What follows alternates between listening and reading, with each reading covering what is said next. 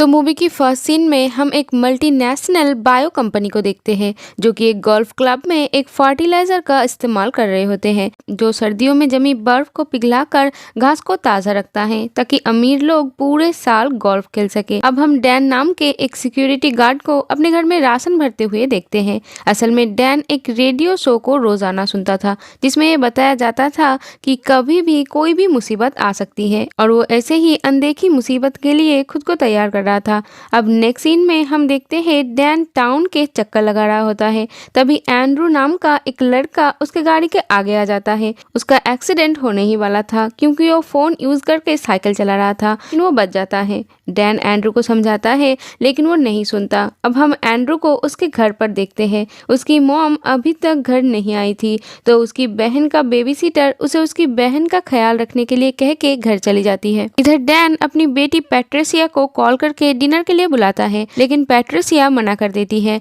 तो डैन अकेले ही खाना खा लेता है और अब वो फायर प्लेस में आग जलाने की कोशिश करता है लेकिन वो नहीं जलती तो वो बुलेट के बारूद से आग जलाता है। इसे एक छोटा सा ब्लास्ट होता है। इधर हम एंड्रू को देखते हैं जो कि अपनी छोटी बहन एना को चुप करवाने की कोशिश कर रहा होता है कि तभी उसकी मॉम घर आती है। इधर पैट्रिसिया घर आती है। वो देखती है उसकी डैड की आईब्रो जली हुई है। इससे वो हंसती है। नेक्स्ट मॉर्निंग एना की बेबी सीटर नहीं आती है तो उसकी मॉम एंड्रू को ही अपने बहन को संभालने के लिए कहती है और वो ऑफिस चली जाती है। अब हमें माइकल को दिखाया जाता है जो कि टाउन के सबसे अमीर आदमी है। हम देखते हैं डैन की बेटी पैट्रिसिया भी गोल्फ क्लब में हेल्पर का काम करती थी। यहाँ माइकल जो कि बायोटिक कंपनी का सीईओ था वो एक अमीर कपल को गोल्फ खेलकर बताता है कि उनकी फर्टिलाइजर के वजह से घास कितनी बढ़िया तरीके से काम कर रहा है, लेकिन हम देखते हैं कि ये फर्टिलाइजर तो जमीन के नीचे टाउन के पानी को खराब कर रहा था। नेक्स्ट सीन में हम जैक्स नाम के एक एक्टर को देखते हैं जो कि स्टूडियो के नल से पानी पी के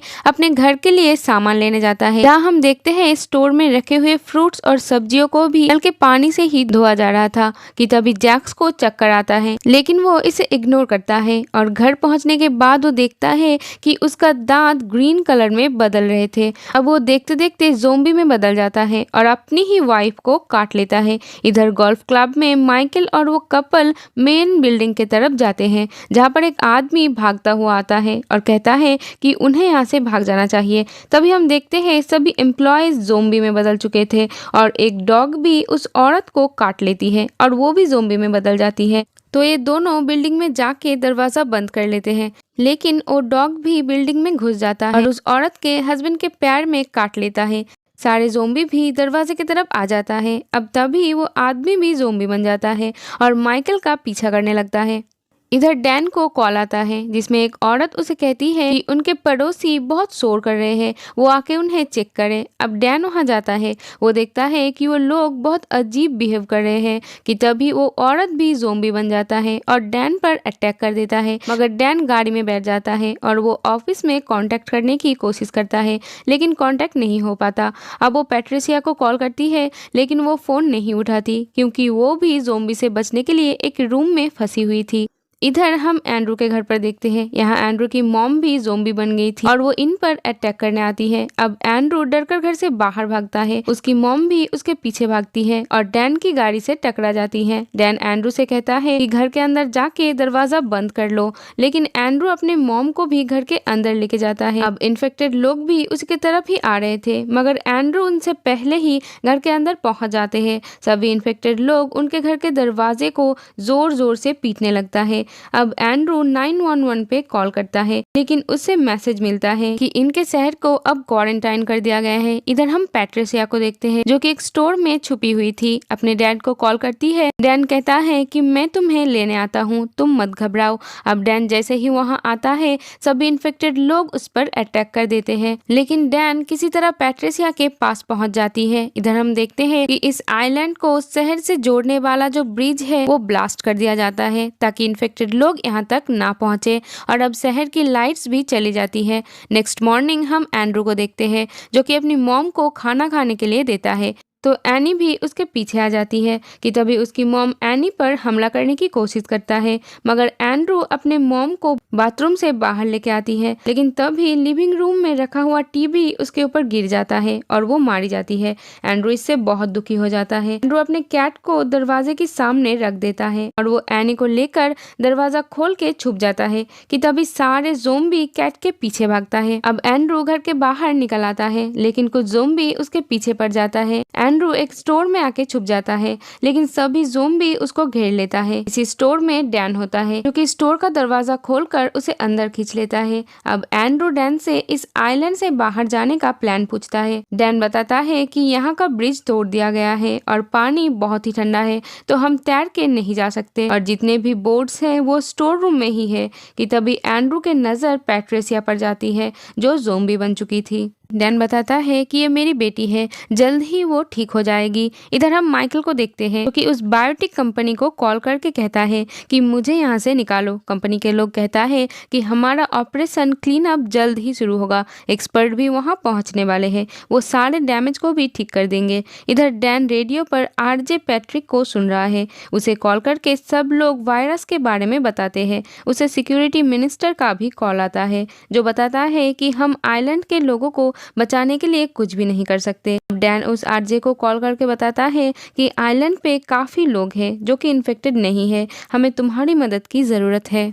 तो वो कहता है कि हम तुम्हारी मदद नहीं कर सकते, क्योंकि इस तरह वायरस दूसरी जगहों पे फैल सकता है। डैन को ये सुनकर बहुत गुस्सा आता है। एंड्रू कहता है कि हमें पता लगाना होगा कि ये वायरस कहाँ से फैला है और हमें इसका वैक्सीन भी बनाना है, नहीं तो तुम पैट्रिसिया को ठीक नहीं कर सकते। डैन कहता है कि ये पानी से फैला है। नेक्स्ट मॉर्निंग डैन सबको लेकर स्टोर से बाहर निकलता है। अब ज़ोंबीज इन पर अटैक कर देता है, मगर किसी तरह से ये गाड़ी लेकर वहाँ से निकल जाते हैं। इधर हम कमिला को देखते हैं, जो कि एंड्रू के घर में बेबी सिटर थी। वो रेडियो पर पैट्रिक को कॉल करके कहती है हमें अनइन्फेक्टेड लोगों को बचाना चाहिए, मगर वो मना कर देता है। इधर माइकल के पास बायोटिक कंपनी के 2 लड़कियां आती हैं। माइकल के कारण ही वायरस फैला है, क्योंकि उसने वो फर्टिलाइजर पूरे घास में डाल दिया था, जो बर्फ में भी हरी भरी रह सकती थी। वो उन लड़कियों से कहता है कि फर्टिलाइजर से रिलेटेड जितने भी डॉक्यूमेंट है मैंने सबको खत्म कर दिया है, तुम लोग बाकी फर्टिलाइजर को भी डिस्ट्रॉय कर दो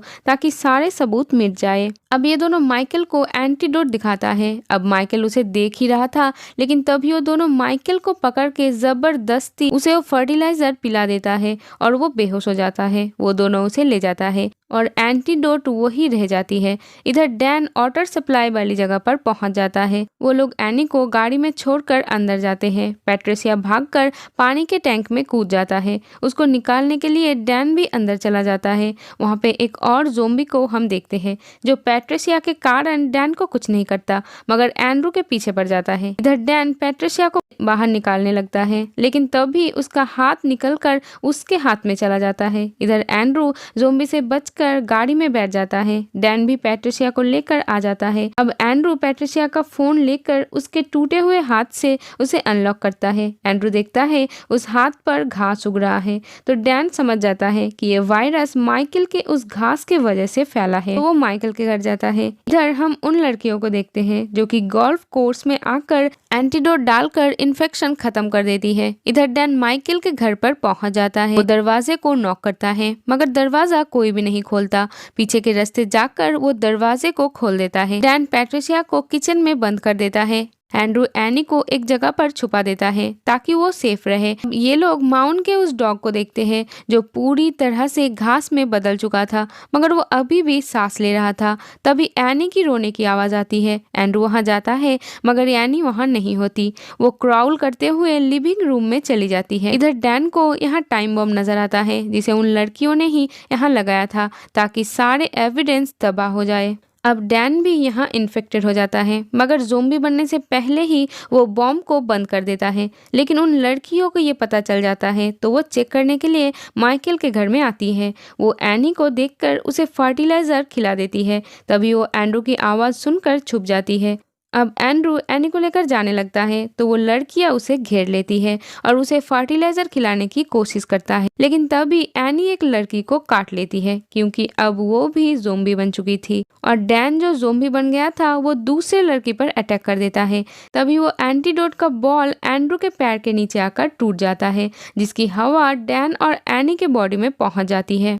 डैन अब एंड्रू के पीछे भागता है, उसे काटने ही वाला होता है, लेकिन एनी भी ज़ोंबी थी तो डैन एंड्रू को कुछ नहीं करता। इधर वो दोनों लड़कियां एक दूसरे को इन्फेक्टेड समझकर शूट कर देती है और मारी जाती है। एंड्रू पैट्रिशिया के फोन से खुद की और एनी की वीडियो बनाकर मदद के लिए लोगों से रिक्वेस्ट करता है। इधर पैट्रिक मिनिस्टर से कहता है कि सारे इन्फेक्टेड लोगों को खत्म कर देना चाहिए। तो आर्मी अब आइलैंड पर जाकर सबको मारने लगती है। एंड्रू ये देखकर छुप जाता है और अब एनी और डैन पर एंटीडोट का असर हो गया था तो अब नॉर्मल हो जाते हैं। आर्मी के लोग डैन के पास पहुंच जाता है। डैन उन्हें बताता है कि मैं इन्फेक्टेड नहीं हूँ, लेकिन फिर भी वो उसे जलाकर मार देते हैं। इधर एंड्रू समुद्र तक पहुंच जाता है जहां कमीला बोर्ड लेकर आती है और उन्हें अपने साथ लेके जाती है। एंड्रू पैट्रिशिया का हाथ पानी में फेंक देता है जो वो फोन खोलने के लिए यूज कर रहा था, जिस हाथ को मछलियां खा लेती हैं और वो इन्फेक्टेड हो जाती है। मतलब अब ये वायरस सिटी तक पहुंच जाएगा और इसी के साथ ये मूवी यहीं पर खत्म हो जाती है। Thank you for watching. Bye bye.